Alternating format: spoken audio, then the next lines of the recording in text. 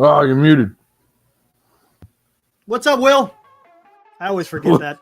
Every damn time, man. Every damn time. So Welcome to good. Military History Chronicles. I got my nice hot cup of Joe here, ready to get into this one. This one's gonna be fun. Man. Oh shit! Sorry, I had to get that one out of the way. I know. I had to get that one out of the way. I know. Wow. We're gonna get into some stuff here today. You know, the highlight's gonna be, of course, the Tucker Carlson Putin interview. Secondly, the report that came out today that they're not going to prosecute President Biden with the classified documents. Yep. And then I don't know why President Biden decided to do a press conference today. That was another disaster. I mean, it was right. And you know what? The timing of that was so perfect too. I know. It was right after the interview. Right after it was done. I think that was on purpose, but it wasn't. But it backfired, obviously. What a mess, Jesus. Man. What is going on? Woo! Anyways, hey, real quick, how many people out there in the chat? How many of you guys actually watched the Tucker Carlson and Putin interview?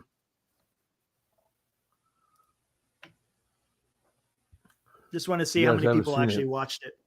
It was a long interview. It was 2 hours, so I can understand if you guys didn't watch all of it. I don't know if anyone caught snippets of it or. I'm also going to get into a historian who's a Cold War expert on Twitter. That's a guy that I follow. Guy's excellent. As a matter of fact, he's having a book that's coming out in May. I'll have to get that one. Anyways, let's get into this. Oh, man. I mean, how do we get into this? I'm trying to figure out a good starting point. Right off the rip, Putin gets into the history of Russia and Ukraine, justifying basically the invasion. But boy, you want to talk about convoluted. I think he started off his timeline at 1862. Then he went back to the 13th century.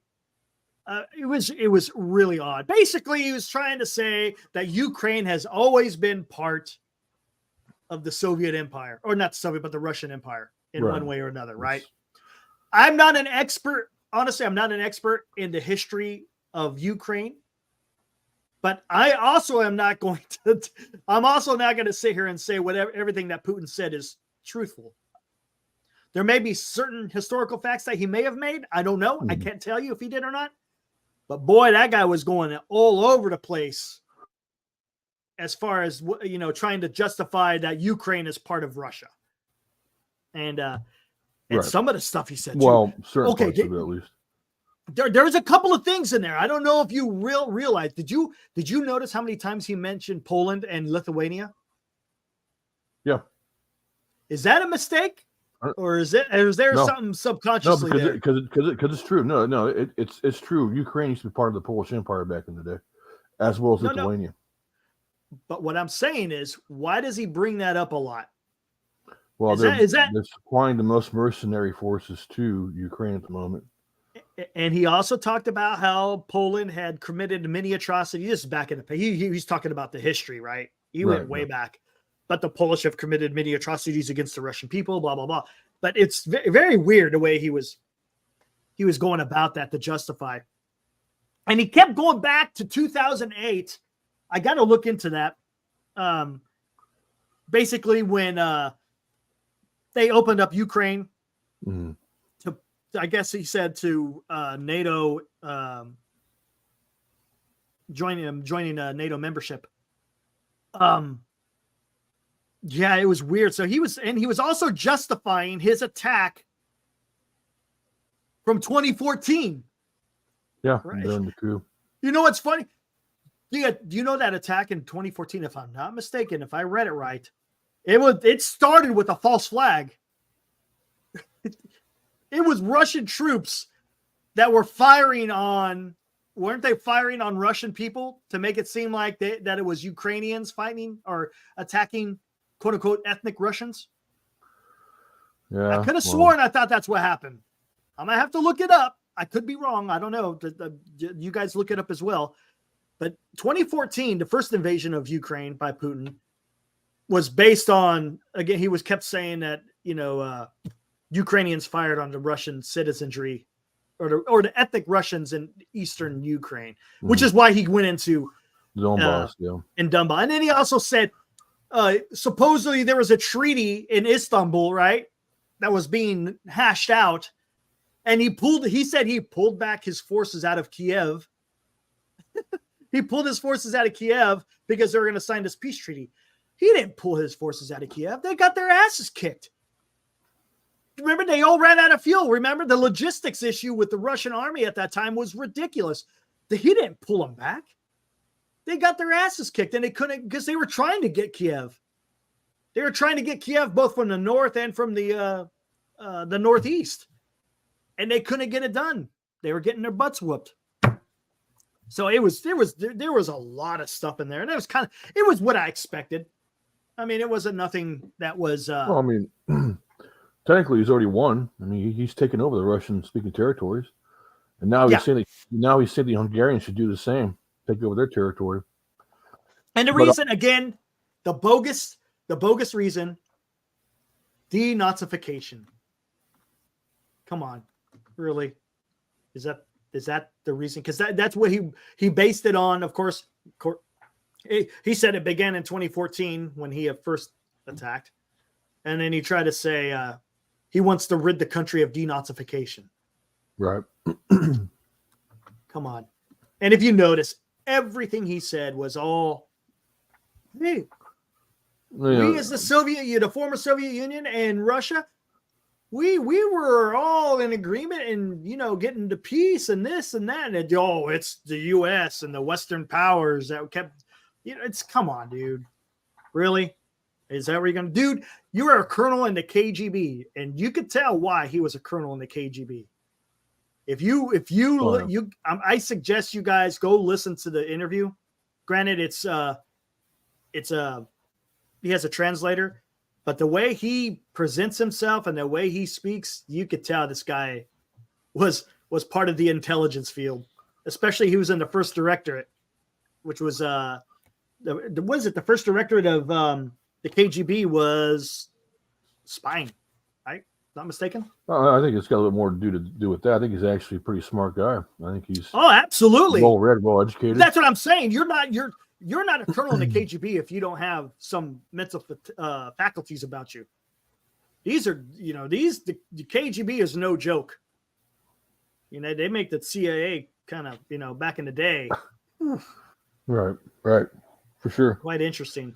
This over here. Yeah, and he also said CIA. Basically, he was saying that West was responsible for blowing up the Nord Stream. Come on. I could see that happening totally. I can't. But you know what, though? If he had the proof, he would have shown it. He's got nothing to lose. Why would he? Nobody would believe him, though. It's Putin. They're going to be like, okay, it's Putin. He's just pulling. Yeah, but if he provides evidence, maybe, right? Yeah, it still would have got washed down the toilet. It's possible, but I mean, if you're going to try to embarrass him, then you're going to do that. Right. I don't know.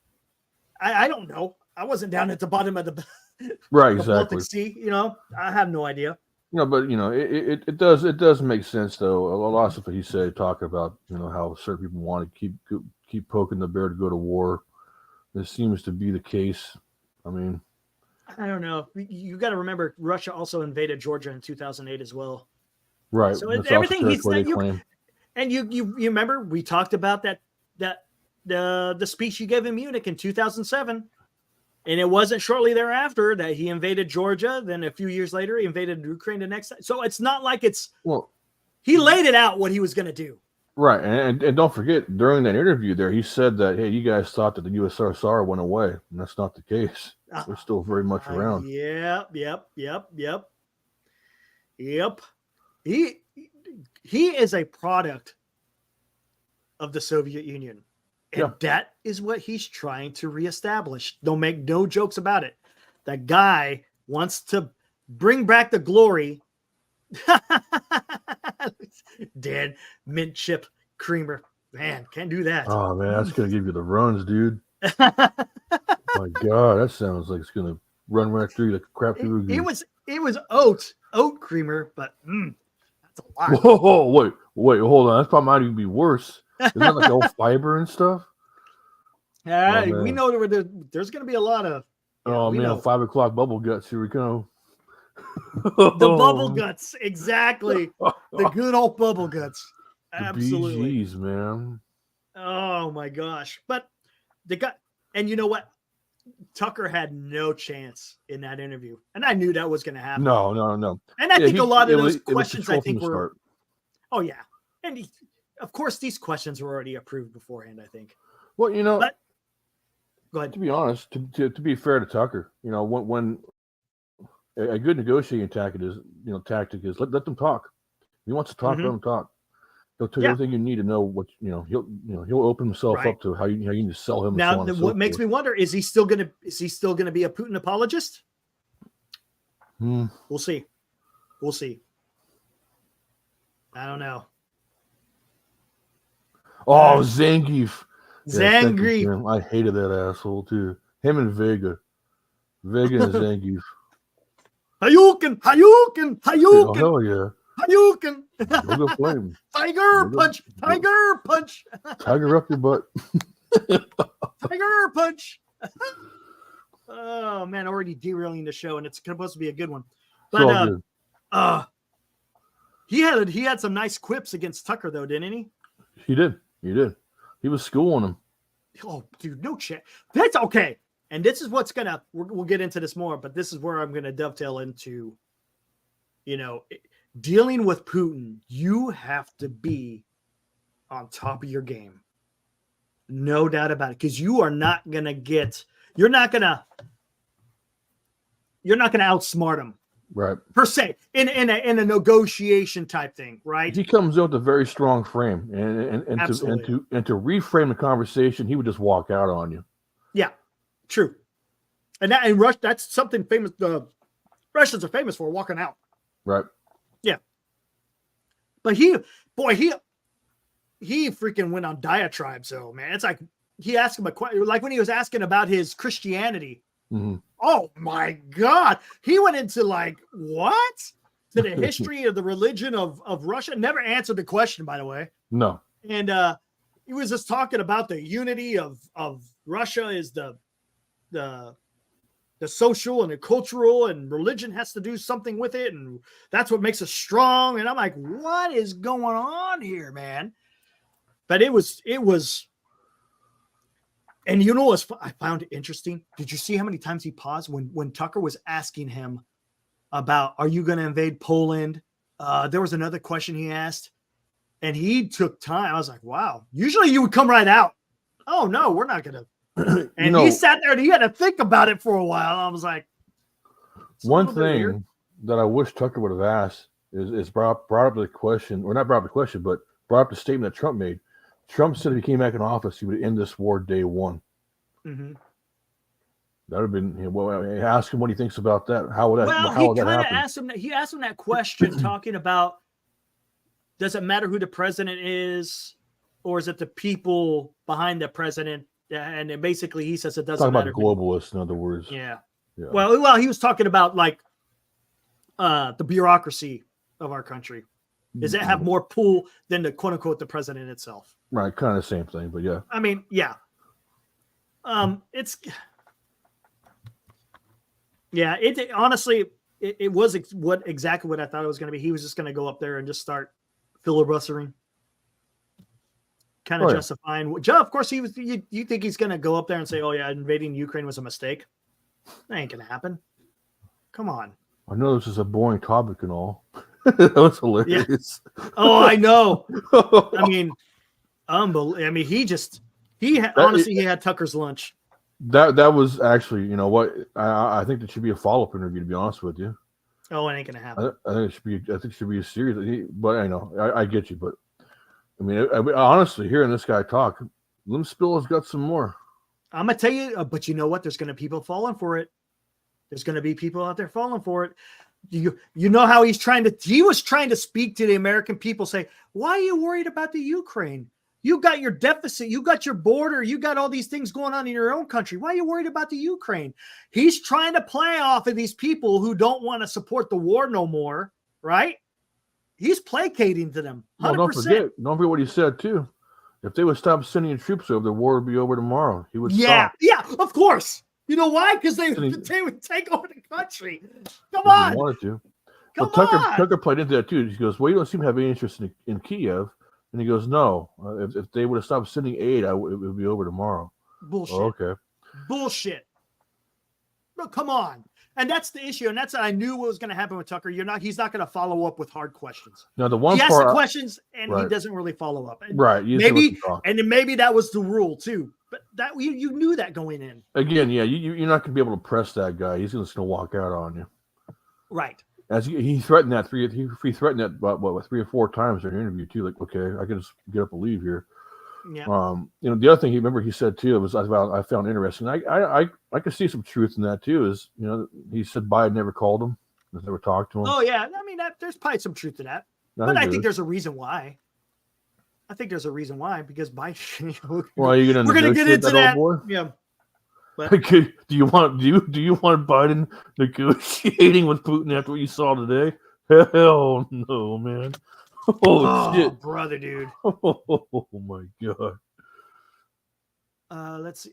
Oh, no problem, Mark. Yeah, it was basically Putin just giving his worldview on things. Yeah. There was some, don't get me wrong, there was some stuff talking about Ukraine, but it was mostly about the worldview of Russia. He went down the history of how many times Russia's been backstabbed by the West. It's just he's trying to do revisionist history to make it look like Russians are the good people and that they have no fault whatsoever. Somewhere in the middle, of course, is the truth. You know how that works, but I'm not going to believe everything Putin says because, I mean, come on, look what the guy has done. And did you? Oh, how about this answer? When I was surprised Tucker brought that up, talking about the Wall Street Journal reporter.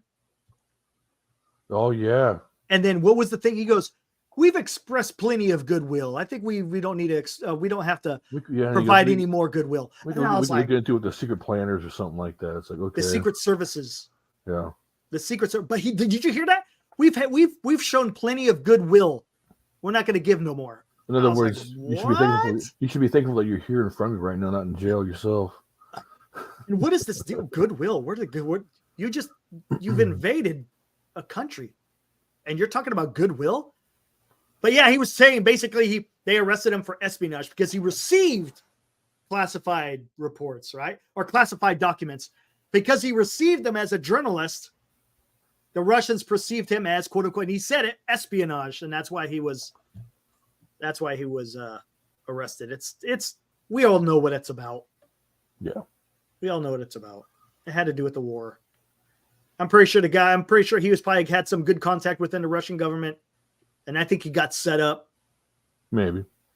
I think he got more than likely. I mean, that's what the KGB is known for. Their intelligence. Oh, absolutely. FSB now or whatever. Yeah, same thing, different stripes. Yep, exactly. Just a different name. And Russia's all about, or Putin's all about, because he was a colonel in the damn KGB. So trust me, the guy is very well informed on everything. He is not he's shrewd and he's intelligent. You know what? His interview actually kind of reminded me of a conversation with Kofor Black.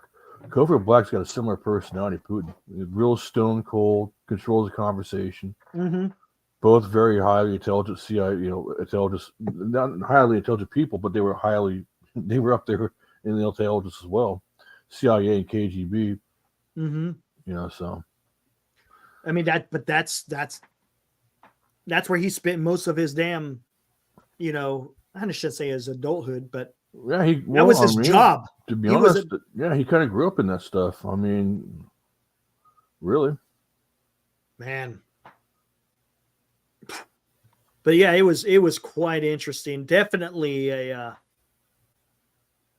I liked it in the fact because I want to see, because you don't see that much from Putin. You just see kind of stuff that he's little snippets here and there. Right. But it's kind of the same stuff I guess you see in state television in Russia, right? It wasn't much different than what he espouses on his own state media. So No, he hasn't been given prison. Well, no, he just said something about goodwill. He was talking about goodwill. He didn't even talk about the Grenier or the arms trader guy. They didn't even get into that. He just basically said we've expressed enough goodwill. We're not going to give any more. But yeah, we're looking into, trying to rectify the situation. And that's everything he said. Everything was, oh, we'll talk about it. Oh, right. You just got to do that. Oh, it's whatever. Nothing concrete. What kind of security do you think you're? He didn't have no security. He was under security. he had no security. The day he walked off that airplane, they had him under control, man. Is he still in Russia right now? I think he is, yeah. If not leaving now at this moment after the interview. Interesting. Well, the interview actually took place February 6th. Oh, it did? Yeah, that's what he said in the very beginning. So I find it, I don't know, man. Let's get into some what historians have said about this interview. These guys are going to be the experts. I'm just going that what I was just talking about is exactly what I think. All right, here you go. This is from Sergei Radchenko. This guy is a historian of Cold War and after. He's a Wilson E. Schmidt Distinguished Professor, Kissinger Center. And I'm not sure what that Hopkins is. Where's that SAIS Hopkins? Is it John Hopkins? I don't think so. I don't think so. But yeah, he's a historian. Tucker Carlson's Putin interview, also available here, where Putin is not dubbed. Oh. Okay, covers a lot of familiar ground. There are a couple interesting nuances, and I'll mention what they are below. Carlson's ignorance of facts shows throughout. Ignorance.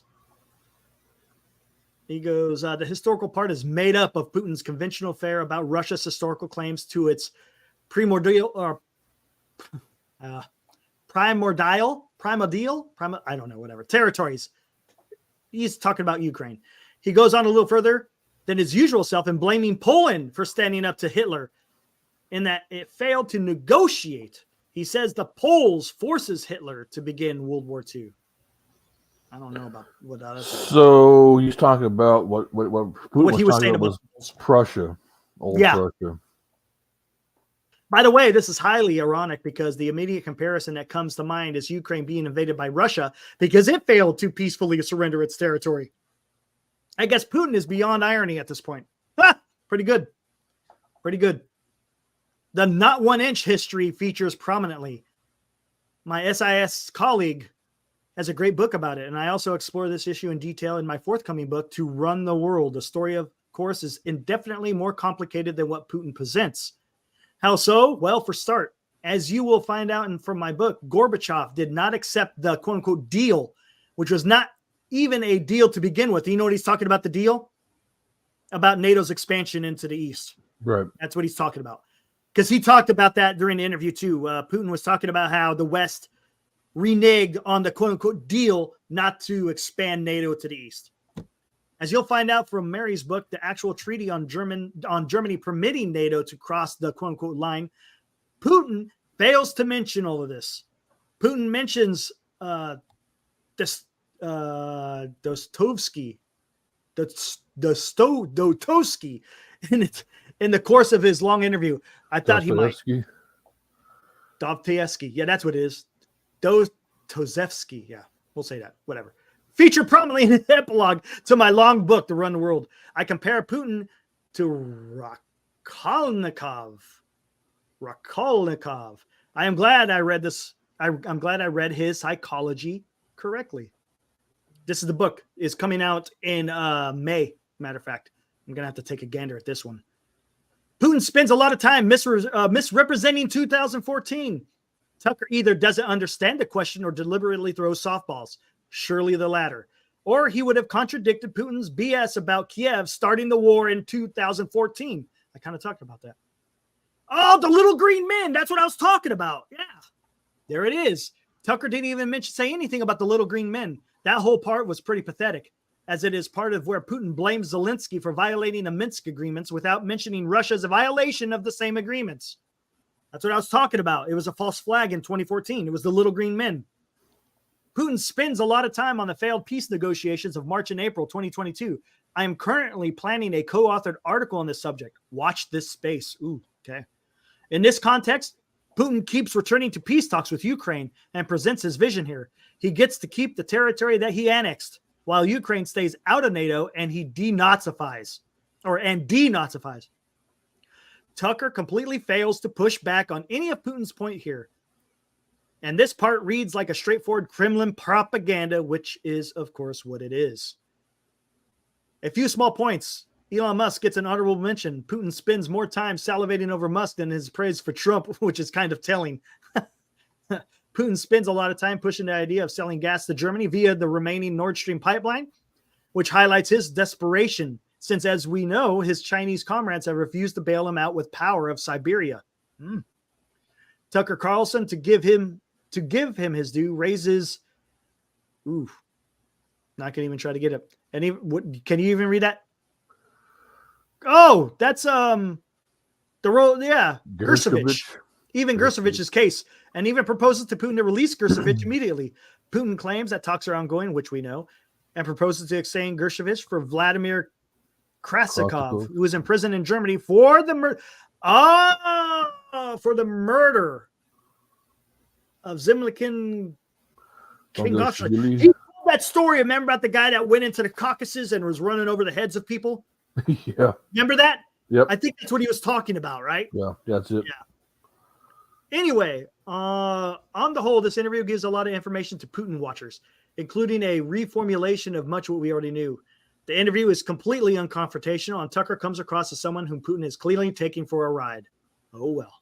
Well, again, you can't really confront this guy. He'll just walk out on you. Yeah, but that why even go through with it? You know what I'm saying? Well, I mean, why even go through with it? Why not? It's good to hear from the other guy.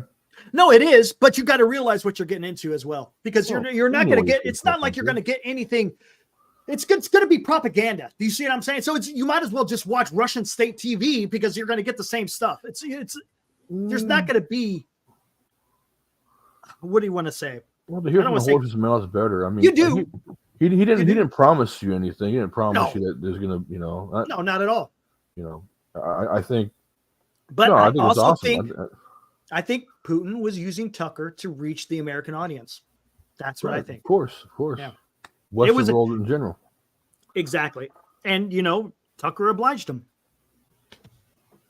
Because I don't think any of those, don't get me wrong, I understand other media outlets aren't exactly on the up and up either, but I think they would have, they probably would have not abide to some of the rules that Putin would have laid down for the interview.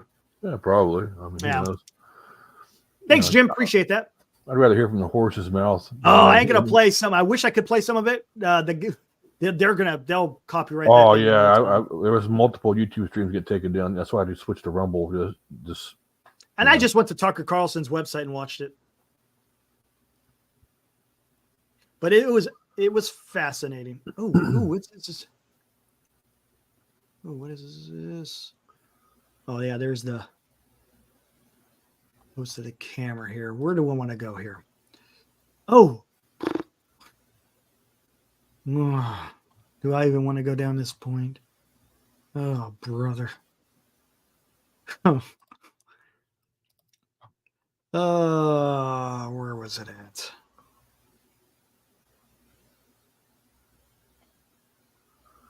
at? Oh, yeah. Oh, my God. Here we go. Oh, here we go. This is a good segue.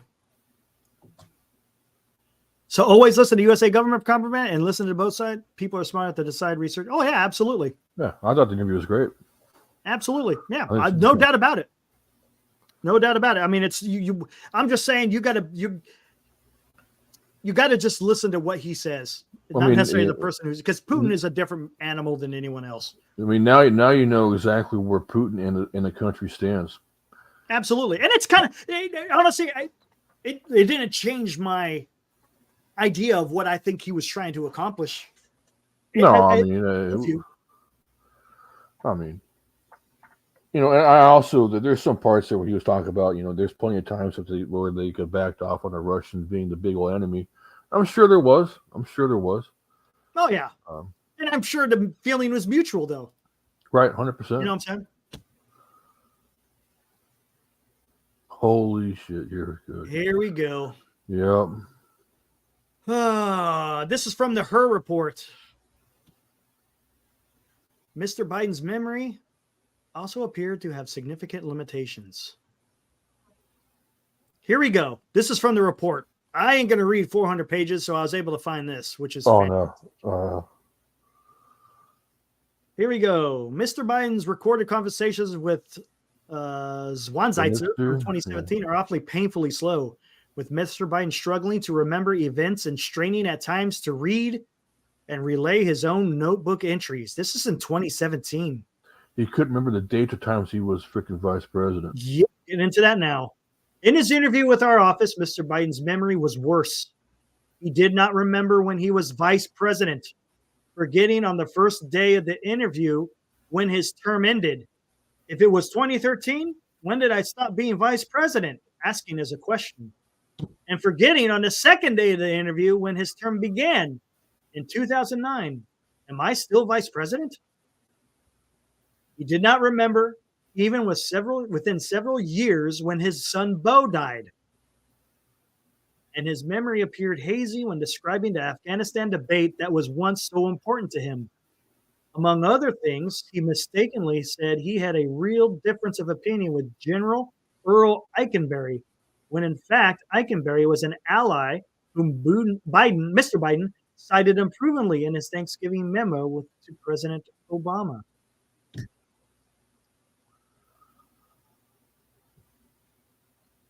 So what's even worse about that, if you look through the documents, so there's a good YouTube channel, if you guys want to check it out, that goes into all the documents called Potentially Criminal. In there, they show the pictures that the DOJ took. First of all, his house looks like an episode from Hoarders. He's literally got boxes, military classified documents laying around. No, that was his staff. Oh, okay. It was his staff. It wasn't for Hunter to go dig around in and go sell, right? In his garage. Not it was because of right? his staff. Yeah, okay. But the key to hold this, even the 400-page report, the key is what? They're not going to investigate. Well, they're not going to prosecute. Right. President Biden. So surprise. They're going to hold Trump to the same. So let me get this right, guys. Let me get this right. Look, I know there's a lot of jokes out there talking about his memory and his this flat out his mental capacity. Oh shit. But come on, people. Let's this is not about, making fun of or making light of. This guy is the president of the United States of America. And he's got dementia.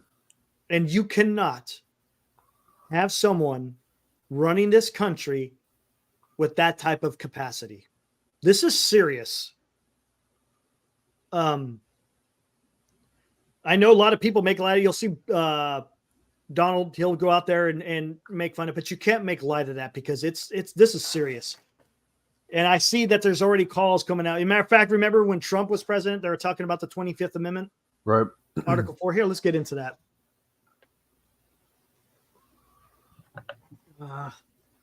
Do you agree, Will, that this is not really a joking matter? We sit here and we laugh because it's just, I'm laughing in a way it's ridiculous. Well, I think it's ridiculous people have voted this guy in office. That's why I think it's so hilarious.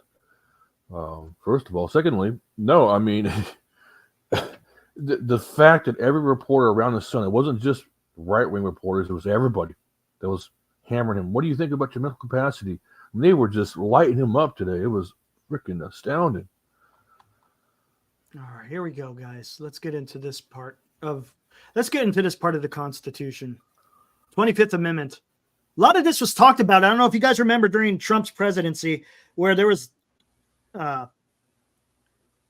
talks of trying to get him out of the presidency, right? Supposedly, by using the 25th Amendment. 25th Amendment is presidential disability and succession. 25th Amendment. All right. Well, we got to get into We're going to get into section 4. This is the key. Whenever the vice president and a majority of either the principal officers of the executive departments or of such other bodies as Congress may by law provide, transmit to the president pro tempore of the Senate and the Speaker of the House of Representatives their written declaration that the president is unable to discharge the powers and duties of his office. The vice president shall immediately assume the powers and duties of the office as acting president. So that to be honest, there may be something like that that could happen. Yeah. It's not out of the realm of possibility. And I think there was a lot of people calling for that. Well, I mean, after his point, because he of all things, when this thing gets released, he has a press conference.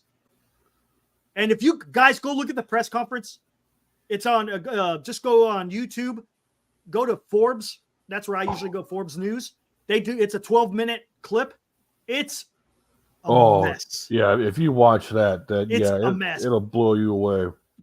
First off, he has gone back and forth with the reporters, and he just fighting with them, fighting with the reporters, and then he starts talking about the ceasefire. He should have just kept walking because he closed up his monitor. He's getting ready to walk out, and then someone asked him about the possible ceasefire in Israel, and then he turns back around, goes to the podium, talks about the Gaza ceasefire, and you know what he says? He talks about Mexico. He confused the president of Egypt with Mexico. Yeah. He said Mexico will not open up their and I was like, Mexico? I had to rewind it. I was like, Mexico? What does Mexico have to do with the Gaza Strip? I mean, it's just. Don't forget before that, he was talking about Bo and all this. He's all getting all, how dare you bring my son's name? And what are you even talking about there, dude? Where did that come from? Are you Henry? I know. Holy shit. I don't know what's going on, dude. I don't know. It's just that, and if I'm not mistaken, I saw a news report earlier. Remember Angela Merkel? The leader of Germany. Angela Merkel, good riddance. He mistook Angela Merkel for Helmut Kohl. He said Helmut Kohl when he was trying to mention Angela Merkel. He said Helmut Kohl. Yeah. Helmut Kohl was the German leader in the 90s, and he's a guy. Yeah. I mean, he's. I know there's been a lot of jokes made of it. There's been a lot of people trying to get chuckles, but this guy has some serious issues and everyone could see it. We've been saying it for years, but no one wants to ever acknowledge it. But now now it's in a report, and it's being identified by the DOJ. So people are going to run with that. Congressman. I mean, I don't know what kind of backing he's going to get because usually Democrats, they circle the wagons around their people. Whoa. I don't see how they can navigate around those this. Reporters were just about everybody from left to right in there. They didn't circle no wagons around his ass. I know. They jumped all over him. They were fighting to get question on this guy. They were 100%. My God, that was terrible. I think it's going to be. It's going to be very interesting. I don't think it's Michelle Obama. I don't think so much. No. Newsom. I could see him. I think Newsom's going to be the anointed one. I could see him. But I don't think. That piece of trash. It's Big Mike. Big Mike. I know who you're talking about. You're talking about the Philadelphia guy, right? Oh, no. He's talking about Michael Robinson. Who's that? Yeah. Well, okay. I don't think we should go into it. Okay, never mind then. I'll pass. I don't even know what you're talking about. But I don't know. But what I'm trying to say, and what I was trying to dovetail, look at the mental capacity of Vladimir Putin compared to the mental capacity of the president of the United States, Joe Biden. Oh my God. And honestly, Central Bank, he says, remember, fellas, Trump is worse than a threat to our democracy. His lesser evil is Biden. Right. Oh, a threat to democracy. Exactly. Dan gets it too. Dan knows Honestly, who Big Mike is. I know Dan definitely knows who Big Mike is. I have no idea. Well, we'll have to inform you in a group chat or something. Where was I going with? Oh, and to be honest with you, could you guys? Let's be honest out here, guys. Could Trump even deal with Putin? I don't think so. I don't think there's anyone right now in the United States that can quote unquote try to negotiate with him. I don't know. Maybe there's other people we just don't know about that could probably do it. But as far as right now on the national stage, who could get into a room with Putin and be able to accomplish something? Not have your brain all twisted up. Yeah. I think if it was Trump, and they'd probably come to a stalemate. That would be your result on that one. Similar personalities, really. Very similar, very hardline personalities. They're not going to type A personalities. Yeah, they don't give an inch. There's no compromise. I don't know, man. I don't know. I honestly, and I think about. Oh, could you imagine Gavin Newsom in a room with Putin? Come on, God. This guy is he.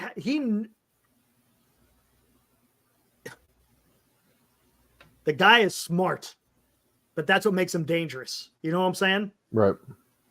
He is I don't know. I don't know, man. I keep thinking about it. It's scary. No, it really is. And I mean, you guys talk to me. You guys got a good feeling of this? And I'm telling you, the more we stay divided in this nation, it's just playing into Putin's hands, Putin and Xi's hands. If you don't think that they're in cahoots, boy, you better be getting your news somewhere else, because it's happening. Ooh, yeah. And if we don't have, and if you don't have the ability to match what he's trying to do or to counter it,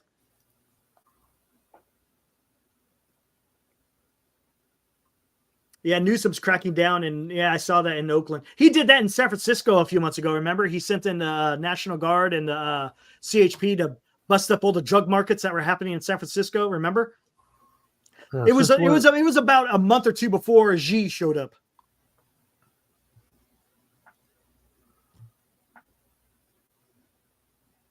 Newsom would get talked into doing some weird stuff and agreeing to it. Oh, he would definitely be. So you promised me you'll teach. Never mind, I'm not gonna go down that road. Val's asking, are the Russians winning the war? They, as far as they're concerned, they've already won. They've taken over the Russian-speaking territory. I don't know, man. Now they're just fighting off the Ukrainians for taking it back. Now they're in a war of attrition, and I hate to say it, I don't think Ukraine can win the battle of attrition. My personal belief is if Russia really wanted to win, they would full on crush Ukraine. They got what they wanted early on. They're just holding territory right now, basically. Yeah, they are. And Putin said as much. What do you make of the whole? Hey, we're ready to negotiate, but because Zelensky said he doesn't want to negotiate with Russia, then we won't negotiate. To me, that's why not? Zelensky's getting rich off this thing. He's gotten massively wealthy. Him and all of his cronies. Why end the war? And they replaced their defense minister. And guys, you got to be careful too when we're talking what we're giving to Ukraine. Majority of that quote unquote money is material.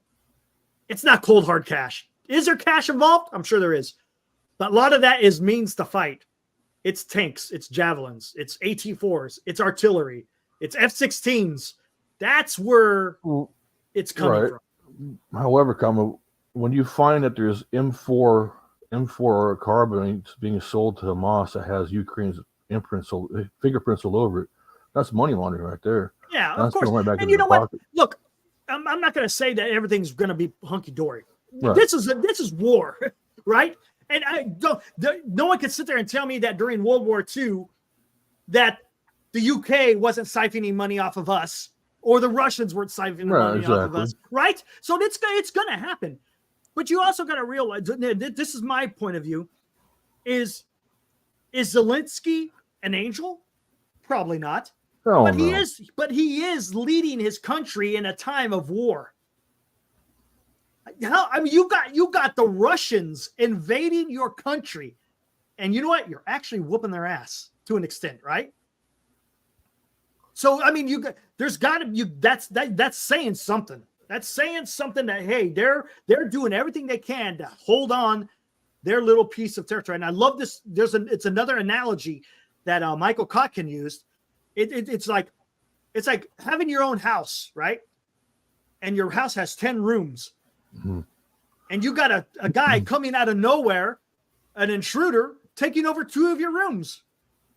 And you know what he does to those 2 rooms? He destroys it, makes it unlivable. He can't do nothing with it. And in the meantime, he's trying to take over those other 8 rooms.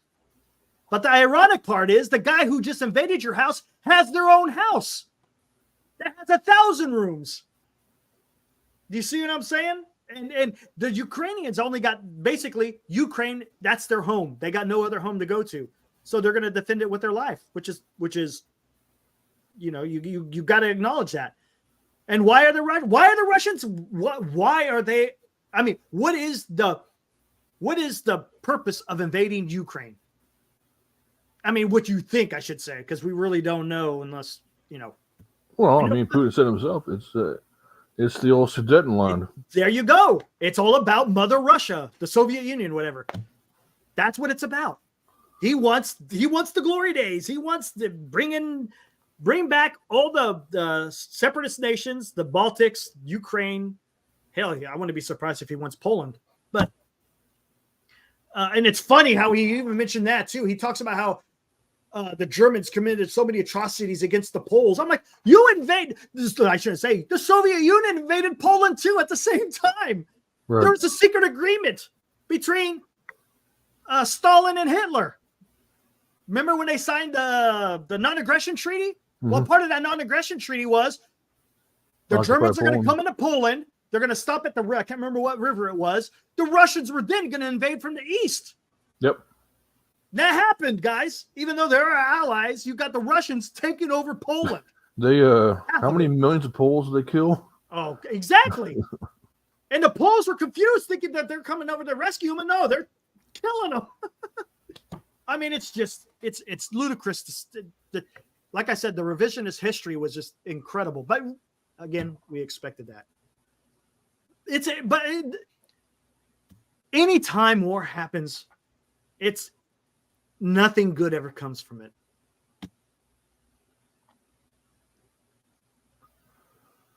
Okay. Yeah. Okay, hold on. Zelensky stopped all elections and shut down Christian churches, and recently an American journalist goes, oh, come on, American journalist, let's not go that far. A YouTuber. Am I an American journalist? The guy was not exactly a... No, the guy was a total piece of S. I mean, he... yes, the guy was a piece of crap. Look up his actual real name on YouTube is Coach Red Pill. He's the guy who started the incel movement and all that weird stuff. Zelensky stopped all elections and shut down Christian churches. Okay. I don't know details about this, but I understand what happens in war. And what are you supposed to do in a time of war? Do you know what Abraham Lincoln did? You know what Abraham Lincoln did during the Civil War? He suspended the 4th Amendment, habeas corpus. They were arresting people off the street. If you're a Confederate sympathizer, you got arrested. It didn't matter. You got locked away. Right. That happens when you're in a time of war. There's certain things that unfortunately happen during that time.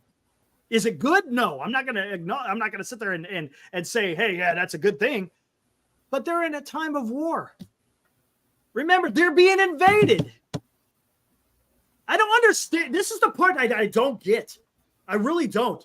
You have another nation, a sovereign nation, who gets invaded by a bigger nation. For what reason? They weren't attacked. Because they want to enter the EU and NATO? Poland was already in NATO.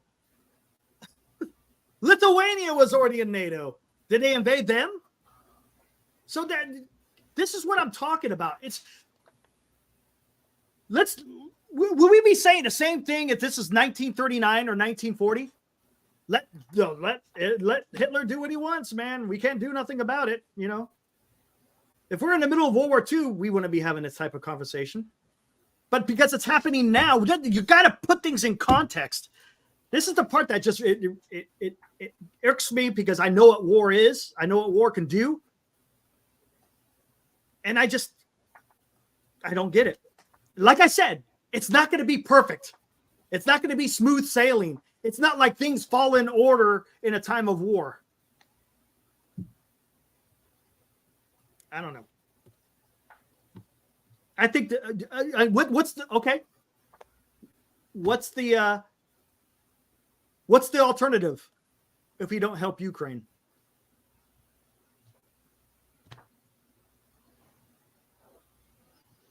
I don't know. The alternative? We just focus on the border. What's the alternative? If we were not to support Ukraine, what would be the alternative? Ukraine would fall, right? Right, and we save a bunch of money. Right. Russians would be on the border of Poland. Sure. What else would they do? Don't know. You're appeasing them, right? We know what appeasement does. We know what appeasement does. History has shown what appeasement does. The Russians wouldn't attack Poland. That would be the They may not. They may dumbest freaking move they could ever do. They may not. But still, you're saying that, hey, that's okay. They invaded another country. And what does that do for the rest of the world when everyone else is watching? You think, okay, so if China invades Taiwan, hey, that has nothing to do with us, right? You know what I'm saying? Fix the border. Can't we do both? I don't understand.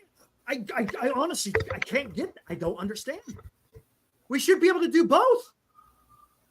This is the United States of America. Are we that bad now? Are we that bad now to where we cannot accomplish two things at once? Ah, brother, man. Hey, Crab, did you catch Medicare's last stream last week? He had a nice little tribute to Coach Red Pill on there. It's pretty good. Unbelievable. Well, I mean, I don't know. I honestly, I don't get it. I don't understand. I'm a little fatigued with the whole Ukraine thing myself. No, I can understand that. Don't get me wrong. It's like, I get that. What are we doing? I mean, yeah, that's a great one. Dan, hell yeah. Okay. Guys, take a look at. You want to talk about saving money? Where does majority of the budget go? Where does majority of the budget go?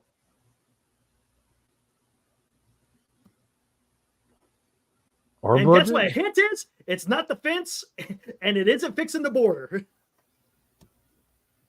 Nope. Well, majority. Look it up. I can give you the real answer, but probably get you banned off of YouTube. 2/3 of the budget goes to entitlement programs, guys. That's what happens. Okay, that's what I was going to say. Social Security, welfare. Look up how much Social Security takes up of the federal budget.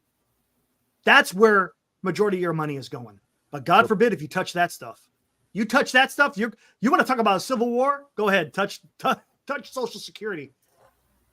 But what do? And don't get me wrong. There's probably other places. There's money being spent all over the place that could easily be stopped. Easily. I mean, goodness gracious. During COVID, we spent freaking almost $5 trillion because of COVID. $5 trillion. Why isn't no one talking about that? We have issues sending a few $1 billion over to Ukraine because they're being invaded. We can't protect the border. But wait, we could spend $5 trillion.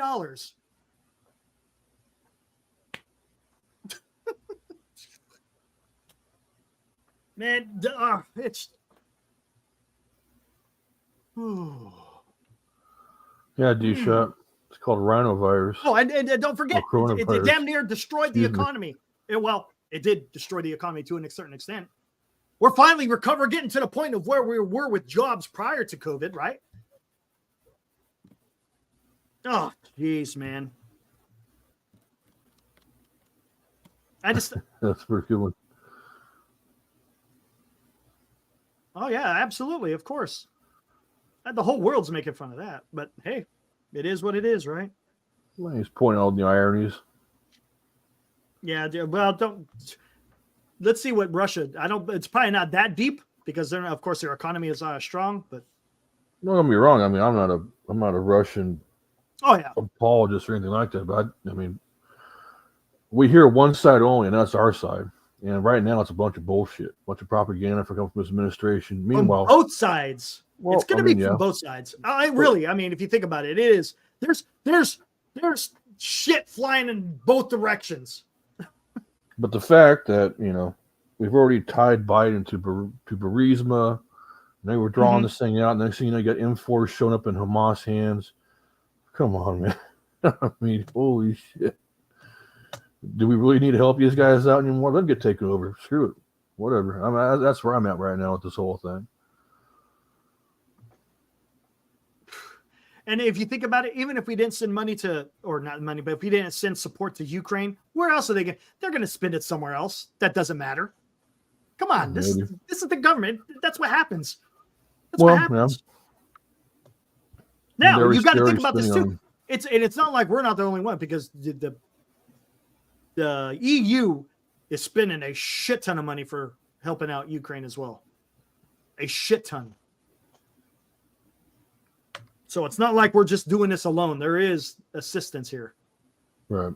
But war is expensive. Expensive, and it also makes you a lot of money. Yeah, it can. It absolutely can.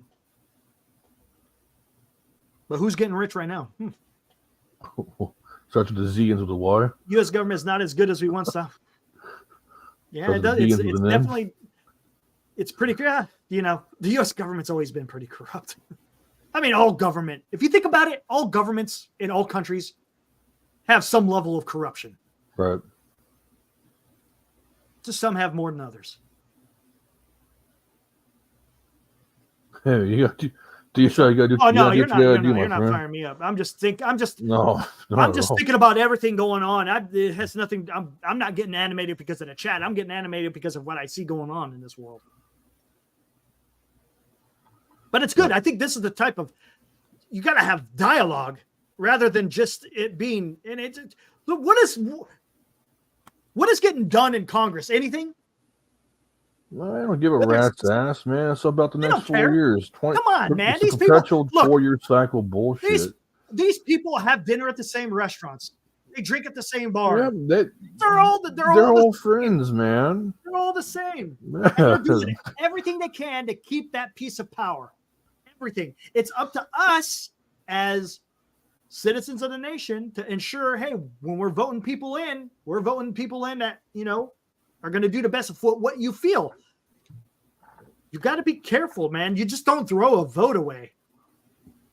But it's going to, for change like this to happen, it's good. I've said this a million times. It's going to take a couple of generations if you start turning it on the right end. I mean, it's just, I'm just tired of hearing both sides. This side, and then guess what? Here comes another continuing resolution. When's the last time they signed a budget? When's the last time Congress has passed the budget? It's been It's been CRs for how many years? A decade? Right? Right. They constantly kick the can down the road. They can't get nothing done, guys. And that's both sides of the aisle.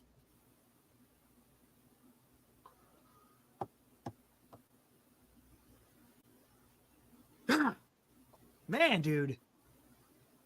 Exactly. Well, fired 100%. up, man. And well, when's the last time you heard a politician say they were proud of being American and want American values? Oh. I don't know. Maybe since Trump. Well, but you also, you know what? I don't mind that. But let me hear your ideas. Don't spout it. I want to. What is your plan, right? If you're going to be a congressman or senator, what is your ideal? Okay, yeah, your American ideals, I get it. But what is it that you're going to do? What is it that you want to try to accomplish? Because a lot of these people who run for office, they say all these great slogans and get your voter base fired up, get those votes. But once you get in there, you're a no-show. Right. Well, Darren, might tell you maybe there might be something else going on there behind the scenes that you don't know about. They're just a puppet. Exactly. You don't know. And unfortunately, to get elected costs money. And a lot of people don't have that money to run a campaign. So what do? You sell your soul. Remember 30 years ago, Biden was not a progressive like he was now. No, he was actually like your traditional Democrat. If that's, what is a traditional? He was more centrist. Exactly. Yeah. Now he's just a fruitball, for lack of a better term. So is mine. Man. Here, let's see what else. Let me see if I can find anything else in this damn thing. Go on to. Ooh, what is this?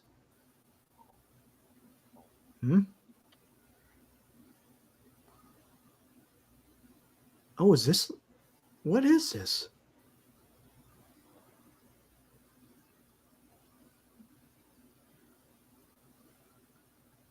I've never. Hold on, I'm just taking a look at something real quick. You're good.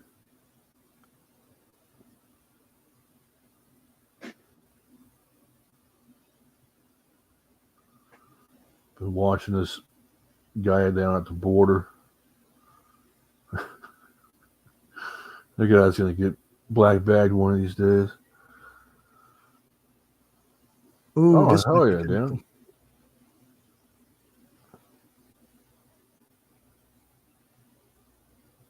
Yep. Hell yeah, Grab.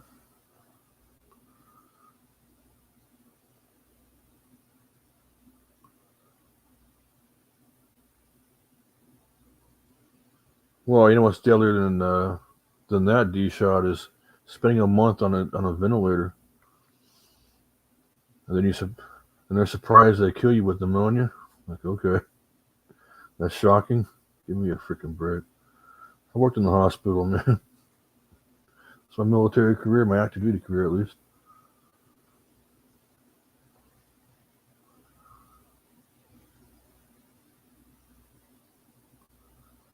Oh, yeah, that's the worst part about it, Central Valley. That's the worst part about it. Once you know what's really going on, it's just you realize just how there's nothing you, the person, could do about it. Really, it's it's very discouraging. But the best you can do is educate others and stay the course. Really. All right, I found something cool. Hey, 1 second. Yeah, man. 100%, Dan. Hey, by the way, with each kiss of death, they're getting paid $19,000 per death. The hospital is getting paid for. So, is there any incentive there to? Hey, I know you checked in to the ER with the broken arm here, but oh, holy shit, you tested positive. We're gonna put you on a ventilator now. I mean, shit.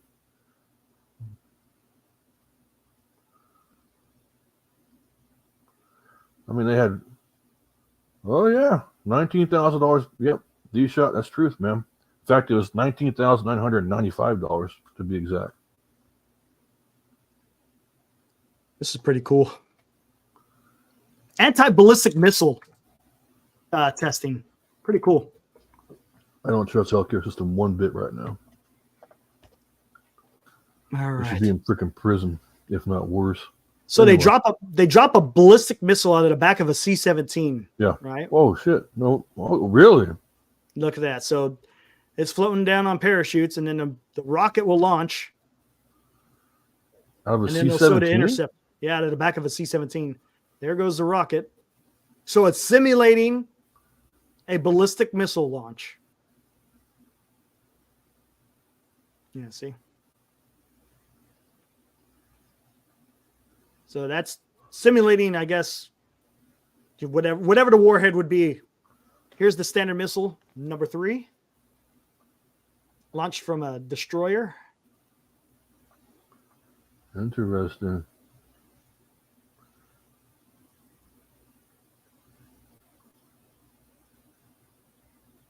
Gets out quick, don't it? I wonder how loud that is. I bet you it's loud. Yeah, there's no sound of this. This is in slow-mo. Well, that's pretty cool. Yeah, it's pretty cool. You'll see it coming out.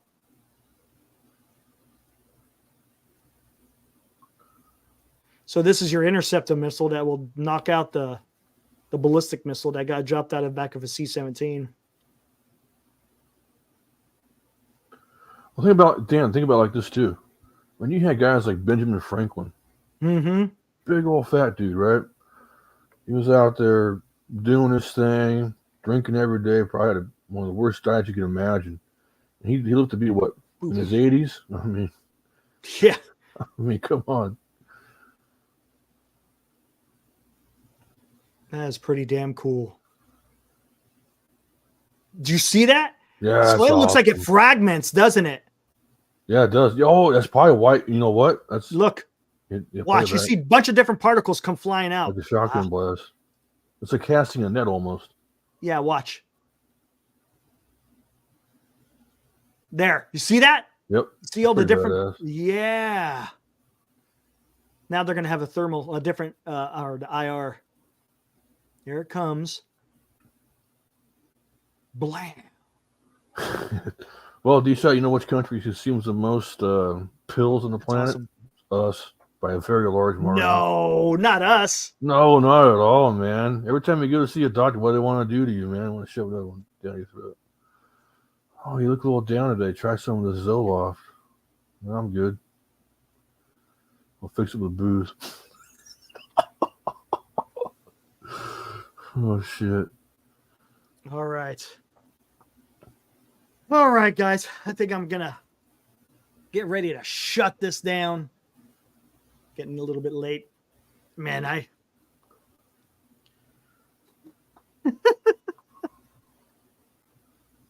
got me going today, man. It was a good one.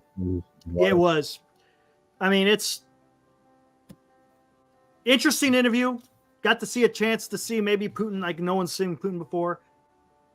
Hopefully, what I'm hoping it does, people will see what this guy's about.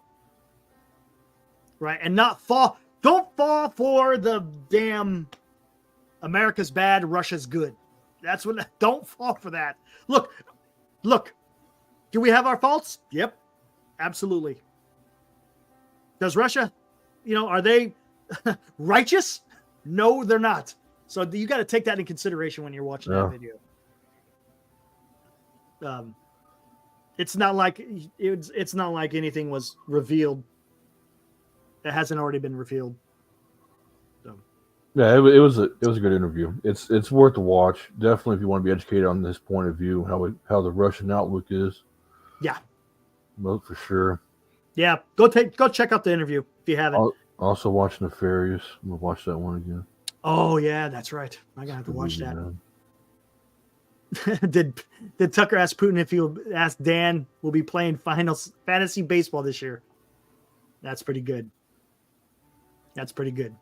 Oh yeah. Hey, that's around the corner here, guys. I don't know if we're gonna have it or not. I don't know. We'll see. We'll try. All right, guys. Yeah, and another thing, of course, issues with our president. It's not man, it's not good. It's not good. November couldn't happen anytime sooner, that's for sure. Yeah, I know. Yeah, but a lot can happen between now and November. I mean, seriously, and here's the scary part. All that's now in writing for everybody to see, to include our other hostile nations. Absolutely. But you know what? They already know. Oh, I'm sure. They already know. I'm sure they've already known this for a while. All it does, it's just more. It's in a report where other people can see where it's been documented by lawyers, prosecutors, so they see this. So yeah. Yeah, Mel, we could use somebody. Yeah. If you're interested, just let us know. All right, guys. Thanks for attending this episode. It was interesting. Next episode, maybe this. What is? Oh shoot! No, not going to be this weekend. Super Bowl Sunday is fast approaching. Oh man, I bet you're nervous. For that one, yeah, I'm not gonna lie. I'm gonna be slamming the drinks, man. It's gonna be interesting. We had a good show yesterday. If you guys haven't seen the live that we did yesterday, that was actually pretty decent. I was throwing punches at all the Chiefs fans in there until they ran away. But yeah, that was good. So yeah, I'm probably not going to do anything probably at the beginning of next week, maybe, unless something crazy happens. And of course, told you knew that was coming. Oh shit! What's that fiber, man? Yep. VGs. This is Dan. That's electric to it. I'm lactose intolerant too, man. I'm lactose intolerant as well. Damn Asian genes. Exactly. All right, guys. Just stay tuned. We're doing our last NorCal Sports Network for the week tomorrow. Right on. And then it's gonna be. I can't wait for the phone texts on Sunday. That should be a lot of fun. Oh, what's the over under for Dan saying I'm going to D&D? Well, as soon as me and Lo start getting negative, probably about that time. Oh my god, that's so funny! I'm going D&D. Well, I gotta remember to be positive, man. But damn, it's so freaking hard though. I understand. All right, guys, we'll see you on the next one. Like I said, look for me maybe beginning of next week, unless something crazy happens. You know how it is. Something crazy happens, I like to come on and talk about it. So, Will, thanks for attending. I appreciate it. And we'll see you guys on the next one. Adios, dudes. See ya. Peace.